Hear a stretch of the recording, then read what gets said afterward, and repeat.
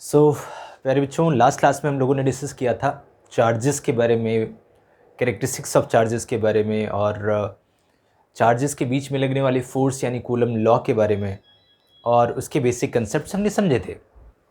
सो आज वक्त है उससे रिलेटेड कुछ न्यूमेरिकल्स करने का और ये समझने का कि आखिर कूलम लॉ से पे बेस्ड जो क्वेश्चंस आते हैं वो किस तरीके के क्वेश्चन आते हैं, खासकर कंपटीशन में देखें या बोर्ड एग्ज़ाम्स में देखें। तो इससे लिंक जो क्वेश्चंस आते हैं आज उनकी प्रैक्टिस करेंगे। पर न्यूमेरिकल शुरू करने से पहले या कुछ एग्जाम्पल कराने से पहले मैं आपको एक बेसिक आइडिया दे दूँ। जैसे कि आपने इतना तो पढ़ लिया था कि अगर कोई भी दो चार्जेस होंगी जिनके बीच में कोई स्पेसिफिक डिस्टेंस दिया होगा r, और उनकी दोनों के मैग्नीट्यूड्स दिए होंगे कि Q1 Q2, तो आपको एक सिंपल फार्मूला लगाना है F = K Q1 Q2 upon r²। ध्यान रखिए ये K इलेक्ट्रोस्टैटिक कांस्टेंट है, जिसका मतलब होता है 1/4πε0। आप इसको लिखने की आदत डालें, अदरवाइज इस के में और डाइलेक्ट्रिक कांस्टेंट में कन्फ्यूज़न होगी, इसलिए यहाँ के लिखना ही नहीं है। यहाँ सीधा क्या लिखना है 1/4πε0 Q1 Q2 अपॉन r²। ये सिंपल फार्मूला है। तो इस फार्मूले के बारे में आपको आइडिया लग चुका है। मान लिया इसी में कोई 3 चार्जेस हों और आपसे पूछा जाए कि थर्ड चार्ज के ऊपर जो फोर्स लगेगा उसका मैग्नीट्यूड कितना होगा, उसकी डायरेक्शन कैसी होगी। क्योंकि आप जानते हैं फोर्स एक वेक्टर क्वांटिटी है, तो आपको प्रॉपरली रिजॉल्व करना पड़ेगा, या फिर नेट फोर्स के लिए आपको कहीं ना कहीं वेक्टर के का रेजोल्यूशन फार्मूला लगाना पड़ेगा। आप जानते हैं कि इस चार्ज के ऊपर मान लीजिए ये चार्ज Q3 है and this one is Q1 and Q2। आपस में एक दूसरे के ऊपर तीनों फोर्स लगाएंगे। अगर मैं थर्ड चार्ज के ऊपर लगे हुए फोर्स की चर्चा करूं तो third charge, force on third charge due to Q1 कुछ इस डायरेक्शन में लगेगा अगर ये प्लस और प्लस हैं तो, अगर माइनस होता तो इस तरफ लगता। अगर मान लिए तीनों चार्ज प्लस हैं तो जो इसकी होगी, क्योंकि एक सेंट्रल फोर्स है जिसकी चर्चा हो चुकी है, तो जो लाइन इसको ज्वाइन करिए उसी लाइन में रिपल्सिव नेचर होने की वजह से ये आउटसाइड लगेगा कुछ इस डायरेक्शन में, जिसको आप कह सकते हो F ड्यू टू 1। ऐसे ही सिमिलरली ये सेकेंड बॉडी भी इसके ऊपर फोर्स लगाएगी, लेकिन वो कुछ इस डायरेक्शन में लगाएगी, उसको आप लिख सकते हैं फोर्स ड्यू टू 2 यानी कि F2। अगर आपसे पूछा जाए कि F1 और F2 की वजह से नेट फोर्स किधर लगेगा, तो कहीं बीच में या फिर इसके बीच में ही कहीं लगेगा किसी पर्टिकुलर डायरेक्शन में। अब आपको अगर ये एफ नेट निकालना हो कि एफ नेट कितना, तो आप जानते हैं इसके लिए फार्मूला होता है F = F1 का स्क्वायर प्लस F2 का square plus 2F1 F2 cos theta. Standard जो फार्मूला है वेक्टर क्वांटिटीज़ को रिजॉल्व करके फाइनल मैग्नीट्यूड निकालने का फार्मूला, जो हमने पहले पढ़ा हुआ है वेक्टर में, वही फार्मूला लगाना है आपको। ऐसा कोई भी सीन आ रहा है तो F1 का स्क्वायर प्लस F2 का square plus 2F1 F2 cos theta, ये हमने क्लास 11 वेक्टर में किया हुआ है। तो these are the two forces. अगर इन दोनों के बीच का एंगल हमें पता है थीटा, इन दोनों के बीच का एंगल हमें पता होना चाहिए। एंगल पता हो तो आप नेट फोर्स आराम से निकाल सकते हो। तो सेकेंड ये फार्मूला हम लोग यूज़ करने वाले हैं। मल्टीपल चार्जेस का कंसेप्ट जब आएगा तो ये फार्मूला, 2 चार्जेस का कंसेप्ट आएगा तो हमें पता ही होगी कि Q1 Q2 अपॉन r² होगा। साथ में वेट का कंसेप्ट, टेंशन का कंसेप्ट, ये कंसेप्ट्स ऑलवेज चल रहे होते हैं। जैसे एग्जांपल के लिए अगर मान लिया कि एक प्लेट है और ये प्लेट पॉजिटिवली चार्ज है, या फिर यहाँ मान लिया एक Q है और ये Q, ऐसा समझ सकते हैं आप कि एक यहाँ पे रिजिड सपोर्ट है जिसके ऊपर Q चार्ज है, यहाँ एक छोटी बॉडी है जिसके ऊपर Q2 चार्ज है और इसके ऊपर सपोज Q1 चार्ज है। अगर इसको फ्रीली सस्पेंड किया गया, ऐसे लटका दिया आपने, तो आपको पता है मान लिया इसका मास m है तो इसका वेट नीचे mg लग रहा होगा। और अगर ये दोनों अपोजिट नेचर के हैं, सपोज ये नेगेटिव है और ये पॉजिटिव चार्ज है, तो एक इलेक्ट्रोस्टैटिक फोर्स ऊपर की तरफ लगा होगा। अगर ये इक्विलिब्रियम कंडीशन में है तो ऑब्वियसली ये जो फोर्स होगा वो mg के ठीक इक्विवेलेंट होगा। कई बार इस तरीके के कंसेप्ट हमें लगाने होते हैं, इसका आप ध्यान रखेंगे। जहाँ आपको इलेक्ट्रोस्टैटिक फोर्स में हेल्प लेनी पड़े वेट का, जहाँ कहीं इलेक्ट्रोस्टैटिक फोर्स किसी वेट को बैलेंस कर रहा हो। इन द सेम वे कुछ ऐसे भी सिचुएशंस आती हैं कि सपोज आपके पास 2 स्ट्रिंग्स हैं और उनमें 2 अलग अलग बॉल है, दोनों के ऊपर Q1 और Q2 चार्ज है। अब दोनों पॉजिटिव नेचर के हैं तो एक दूसरे को रिपेल करेंगे तो कुछ इस तरीके का सीन आ जाएगा, आप इस बॉक्स में देख सकते हैं। कुछ इस तरीके का सीन आएगा। तो ये जो सीन है इसको मैं थोड़ा सा क्लियर बनाता हूँ। सो जरा इस सिचुएशन को समझिए कि सपोज दो बॉल्स थे और फ्रीली सस्पेंडेड थे जिनके ऊपर Q1 और Q2 चार्जेस थे इनिशियली।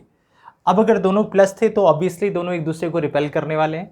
अगर इन्होंने एक दूसरे को रिपेल किया कुछ इस तरीके से ये बैलेंस हो गए। बैलेंस होने का मतलब है कि आप जानते हैं electric force, electrostatic repulsive force outward लगेगा, दोनों एक दूसरे को रिपेल करेंगे। अब कौन सा फोर्स इसे बैलेंस कर रही होगी?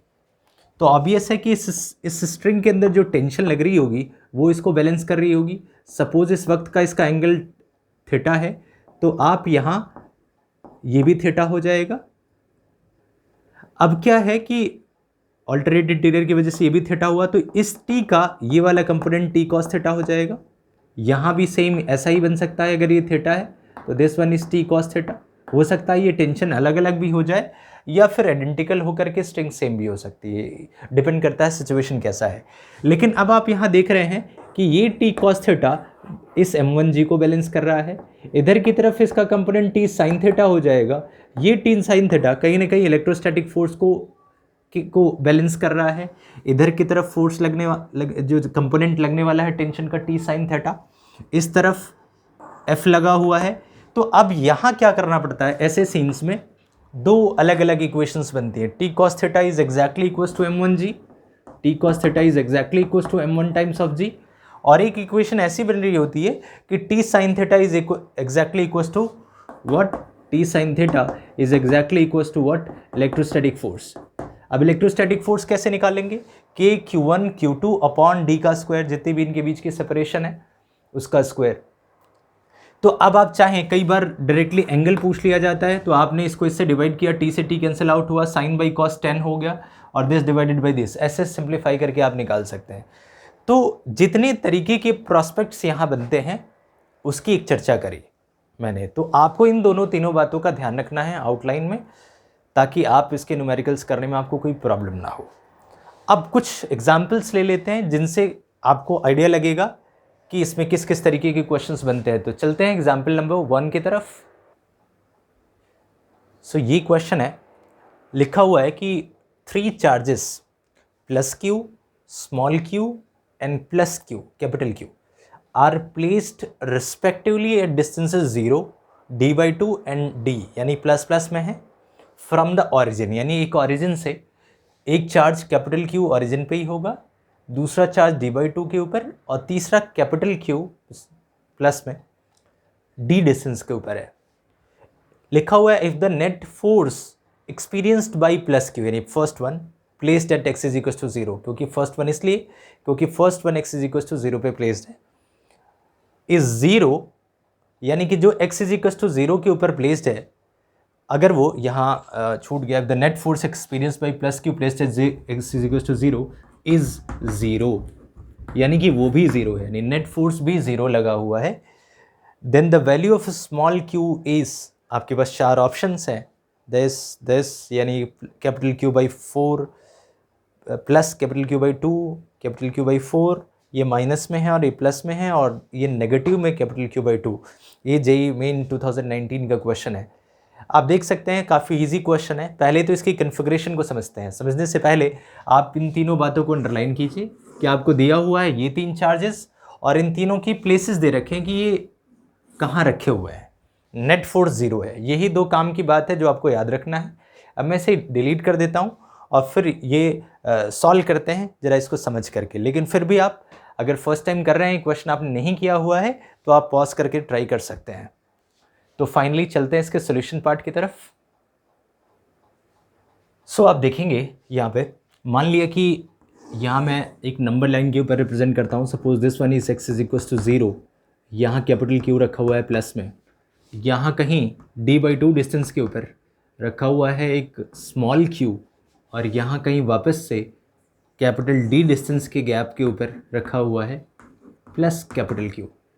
अब आपसे पूछा जाए कि यहाँ जो फोर्स लगा हुआ है वो 0 लगा हुआ है, ये तो तभी पॉसिबल है सपोज ये प्लस क्यू है और ये भी प्लस क्यू है, तो ऑब्वियस है कि इसका फोर्स इस तरफ लग रहा होगा। नेट फोर्स 0 होने के लिए अगर ये रिपेल कर रहा है इसको, तो 100% इसको अट्रैक्ट करना चाहिए, यानी इसकी डायरेक्शन कुछ इस तरीके से होगी, यानी force due to small q की डायरेक्शन ये होनी चाहिए, और small due to capital q की डायरेक्शन तो ये होगी ही होगी, क्योंकि क्वेश्चन में साफ प्लस और प्लस नेचर दिया हुआ है।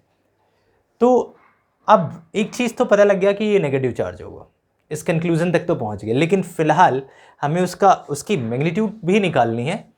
तो सबसे पहले आप इस फोर्स को निकाल लीजिए, यानी first force due two plus Q.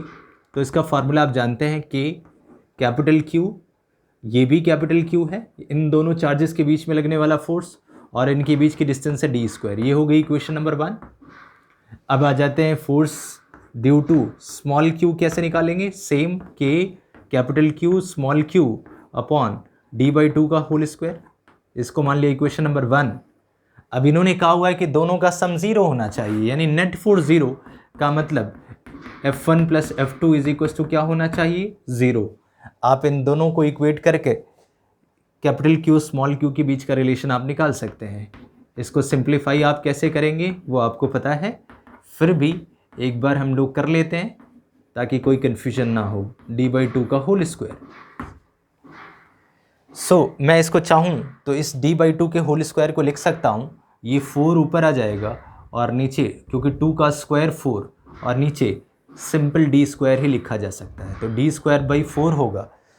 तो 4 को मैंने ऊपर ले लिया। अब k capital Q upon d square को अगर कॉमन ले लिया जाए, सॉल्व करना आप जानते हैं, फिर भी k capital Q upon is equal to 0 होगा यहाँ। तो k capital Q upon d square को अगर मैंने कॉमन ले लिया तो बचेगा यहाँ क्या, एक कैपिटल Q बचेगा, प्लस यहाँ क्या बचेगा, 4 times of small q, 4 times of small q is equal to 0। ये आप देख सकते हैं, ये पूरा टर्म यहाँ मल्टीप्लाई में है, जो कि राइट साइड जाके डिवाइड होगा और 0 हो जाएगा, यानी k plus 4q is equal to 0, यानी k इज इक्वल टू क्या हो जाएगा, माइनस टाइम्स ऑफ 4q, यानी कि स्मॉल q की वैल्यू हो जाएगी नेगेटिव ऑफ q/4। ये आप देख सकते हैं यहाँ पे। तो इस सिंपल तरीके से ये क्वेश्चन सिंप्लीफाई हो गया। जो सबसे पहला क्वेश्चन आता है वो कूलम्स लॉ में इसी पे आता है, क्योंकि लेटेस्ट का क्वेश्चन है। तो आप देख रहे हैं 2019 में ही आया हो, कोई बहुत पुराना क्वेश्चन नहीं है। 2 चार्जेस के बीच में तीसरा प्लेस किया हुआ है, तो उस तीसरे के ऊपर मैग्नीट्यूड 0 है, तो उसकी अगर नेट फोर्स 0 है तो मैग्नीट्यूड कितना होगा, या फिर फर्स्ट वन पे नेट मैग्नीट्यूड 0 है तो सेकेंड चार्ज का मैग्नीट्यूड क्या होगा। इस तरीके के क्वेश्चन बहुत पॉपुलर हैं जो इसमें अक्सर पूछे जाते हैं। तो आई होप कि आपको अच्छे से समझ आया होगा कि इसको कैसे करना है। बहुत ही आसान सा क्वेश्चन। आइए अब सेकेंड एग्जाम्पल की तरफ बढ़ते हैं। आइए क्वेश्चन एग्जाम्पल 2 की तरफ बढ़ते हैं। मैं आपके साथ एक क्वेश्चन डिस्कस कर रहा हूँ जो बेसिकली 2018 मेन में आया हुआ क्वेश्चन है, पर है बहुत इंपॉर्टेंट क्योंकि इससे सिमिलर मिलते जुलते क्वेश्चंस काफ़ी पूछे जाते हैं। सपोज़ एक बॉडी है, एक कोई भी बॉडी है जिसके ऊपर चार्ज Q है, और ठीक इसके बराबर आइडेंटिकल बॉडी है, मतलब इसका नाम A, इसका नाम B, इसके ऊपर भी चार्ज Q है। मान लिया दोनों के बीच में इनिशियली जो फोर्स लगा हुआ है दैट इज़ F, यानी कि क्वेश्चन पे फोकस करिएगा। एक चार्ज है, एक बॉडी है B Q चार्ज, और A body same Q charge. अब एक थर्ड बॉडी है लाइक C, और वो अनचार्ज है, आइडेंटिकल ही है, बिल्कुल आइडेंटिकल सेम। अब पहले तो ये A से टच करता है और उसके बाद B से टच करता है, और टच करने के बाद गायब हो जाता है, डिसअपीयर हो जाता है। मतलब डिसअपीयर का मतलब देन इट इज रिमूव्ड। तो अब इन दोनों के बीच में नया फोर्स कितना लगेगा, F न्यू कितना, इस पर्टिकुलर सीन में। ये क्वेश्चन है, 2018 में आया हुआ क्वेश्चन है। तो आई थिंक सीन आप समझ गए। मतलब होता क्या है, ऐसे क्वेश्चंस बहुत इंपॉर्टेंट है जिसमें चार्ज्ड बॉडी को अनचार्ज्ड बॉडी से कांटेक्ट कराया जाता है। ये है प्राइमरी, इसमें प्राइमरी जो कंसेप्ट है या जब प्राइमरी जो पॉइंट है वो है कि चार्ज का अनचार्ज से इंटरेक्शन होना। तो आपको इसमें एक बात ध्यान रखनी होगी, जो क्वेश्चंस आएंगे वो मोरओवर आइडेंटिकल बॉडीज़ का ही पूछा जाएगा, और इसके सॉल्यूशन के लिए आपको दिमाग में ऑलवेज ये बात रखनी होगी कि जब भी एक चार्ज्ड बॉडी एक अनचार्ज्ड बॉडी से कांटेक्ट में आती है, तो अगर आइडेंटिकल बॉडी है तो दोनों के चार्जेस 50-50% शेयर हो जाते हैं। जो भी चार्जेस प्रेजेंट होंगे दोनों के पास वो हाफ हाफ हो जाएंगे। एग्जाम्पल के लिए अगर इसके पास Q है और ये अनचार्ज है यानी ज़ीरो चार्ज है। तो जब दोनों का आपस में इंटरेक्शन हुआ, टच हुआ, फिजिकल टच, तो इसके पास जो बचा वो बचा Q/2 और बाकी Q/2, rest Q/2 is transferred to that body, that means C, equilibrium position में आने के लिए। ताकि क्योंकि साइज सेम है, आइडेंटिकल है साइज वाइज, तो सेम पोटेंशियल के लिए सेम चार्ज होना रिक्वायर्ड है। इसीलिए जब तक ये अभी हाई पोटेंशियल का है, ये लो पोटेंशियल का है, चार्जेस हाई पोटेंशियल से लो पोटेंशियल तक ट्रांसफ़र होते हैं, तो साइज़ की वजह से, साइज़ सेम होने की वजह से अमाउंट भी सेम ट्रांसफ़र होगा। अगर साइज़ डिफरेंट होगी तो उसकी चर्चा हम बाद में करेंगे जब शेप पे डिस्कशन करेंगे। तो अभी जो क्वेश्चन आएंगे वो साइज़ वाइज ही आएंगे। बाद में आपको जब आप पोटेंशियल पढ़ रहे होंगे तो वहाँ साइज़ और शेप का एक कंसेप्ट आएगा, तो आपको और अच्छे से समझ आ जाएगा।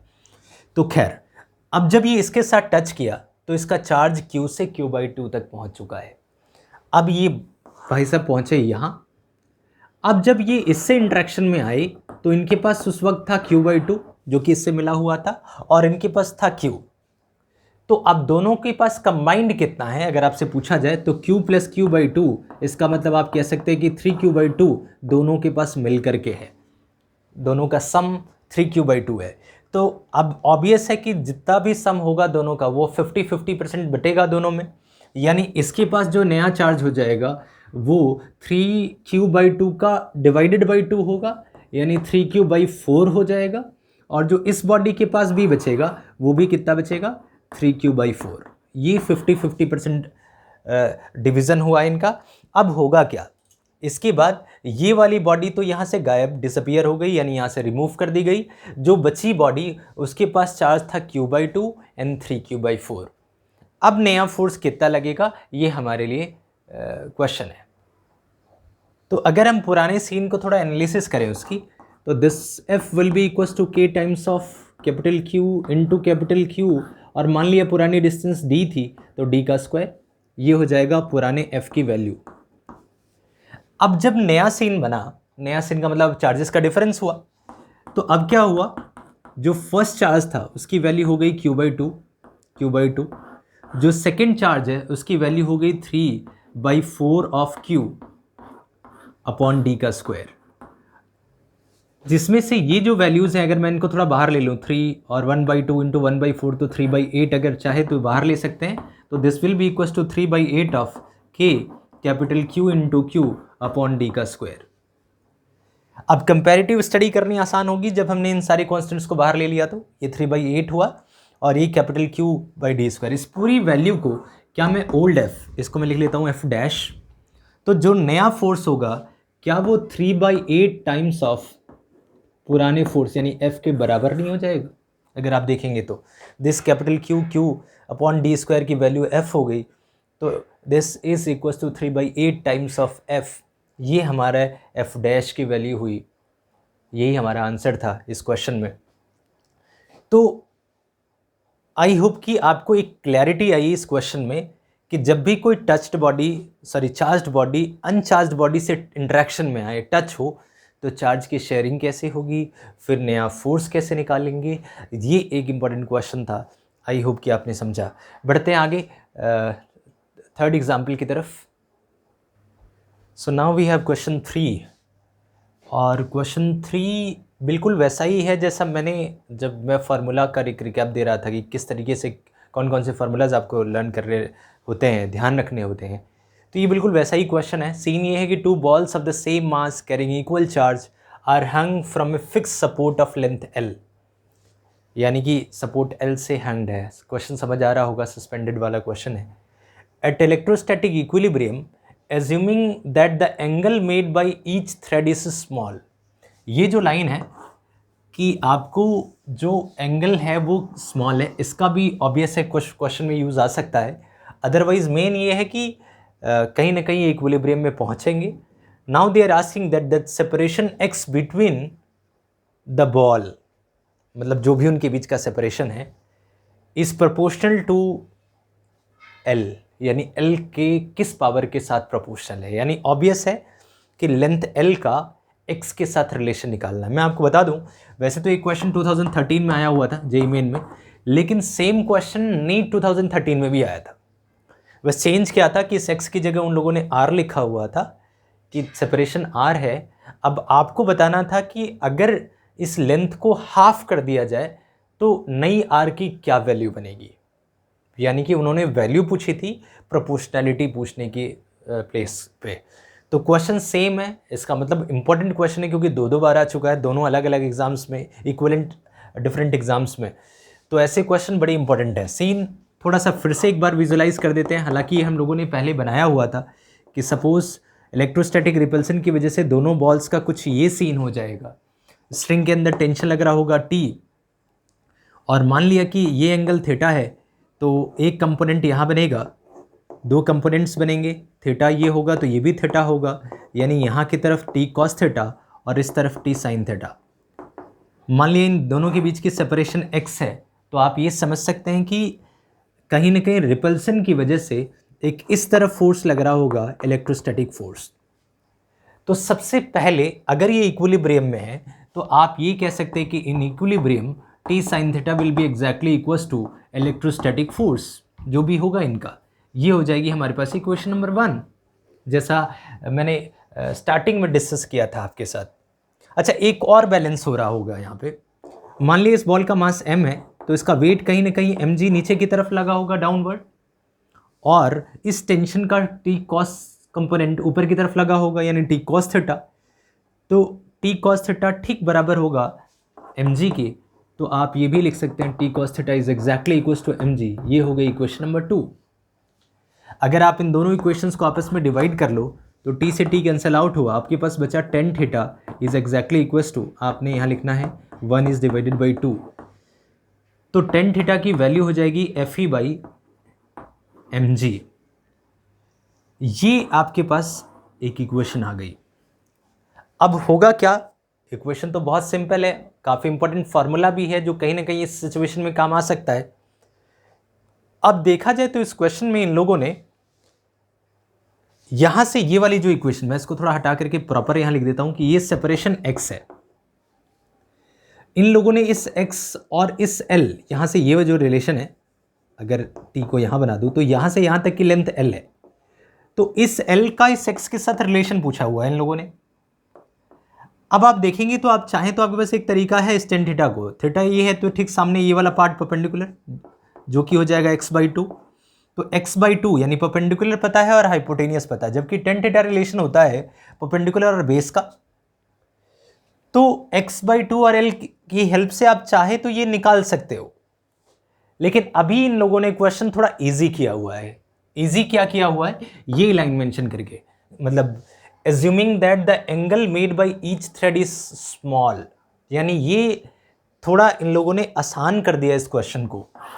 हम लोगों ने एक चीज़ पढ़ी हुई है, 11 से ही पढ़ते आ रहे हैं कि फॉर स्मॉल एंगल, जब एंगल बहुत छोटा हो, छोटा का मतलब लगभग 15 डिग्री से कम हो, तो tan थीटा ठीक बराबर हो सकता है sin थीटा के, जो कि बराबर लिखा जा सकता है सिंपल थीटा के।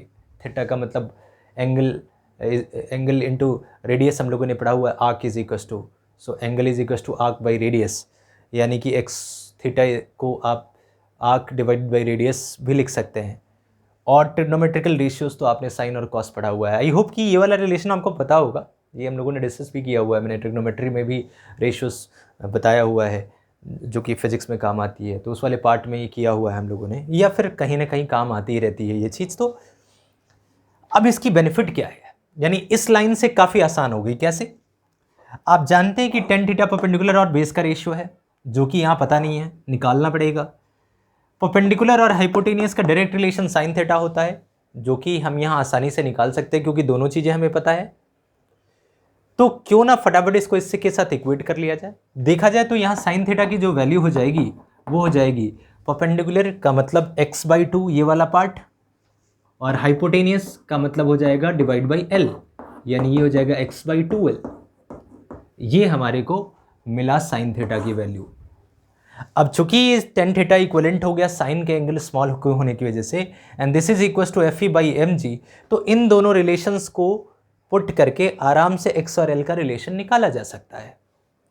तो आई होप कि ये वाला पार्ट तो आपको समझ आ गया अच्छे से, ये डायग्राम भी आया, ये वाला पार्ट। तो मैं इस पार्ट को हटाता हूँ और फिर इस इक्वेशन को इसके साथ इक्वेट करते हैं ताकि फाइनल रिजल्टेंट आ सके।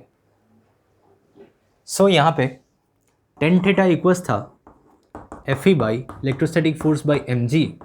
अब इसको साइन थीटा के बराबर रख करके आप बराबर कर सकते हो x/2l।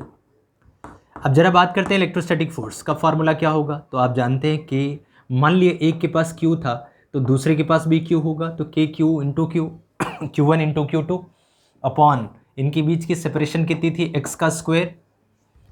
तो ये तो हो गया इलेक्ट्रोस्टैटिक फोर्स और डिवाइड बाई mg, ये रिलेशन आ गया। तो x/2l ठीक बराबर हो गया इस रिलेशन के। आप चाहो तो x वाले टर्म को एक साथ रखो, ये स्क्वायर है तो इधर आएगा तो x3। तो आप यहाँ लिख सकते हैं x3 इज इक्वल्स टू, इस 2l को आप इधर ले जाइए तो 2kq² q into Q into l divide by mg। ये फाइनल फार्मूला आ गया। आप देखेंगे x³ का, x³ का जो रिलेशन आया वो ये आया। तो अगर आपको x की ज़रूरत होती, cube root of this whole number, अगर आपको l की ज़रूरत होती x के साथ तो ये फार्मूला आ गया। और सपोज सिर्फ x और l का रिलेशन देखना है तो आप इस रिलेशन से एक चीज़ देख सकते हैं कि यहाँ x का क्यूब l के डायरेक्टली प्रोपोर्शनल है, यानी x³ is directly proportional to l। तो अगर पूछा जाए कि x l का कैसा होगा तो सिंपल है, x is directly proportional to l की पावर 1/3, यानी ये हमारा राइट आंसर है जो इस क्वेश्चन में एक्सपेक्टेड था।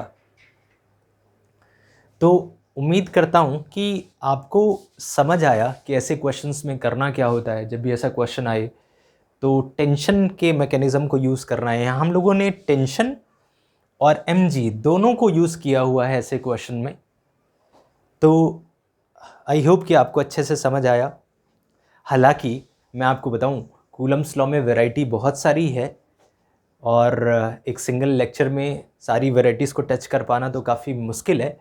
बट मैं फिर जब स्पेसिफिकली नीट के लिए या JEE एडवांस के लिए मैं वीडियोस चैनल आएगा तो उसमें सिर्फ क्वेश्चंस की चर्चा करेंगे, तो और सारे एग्जांपल्स डिस्कस करेंगे इसमें।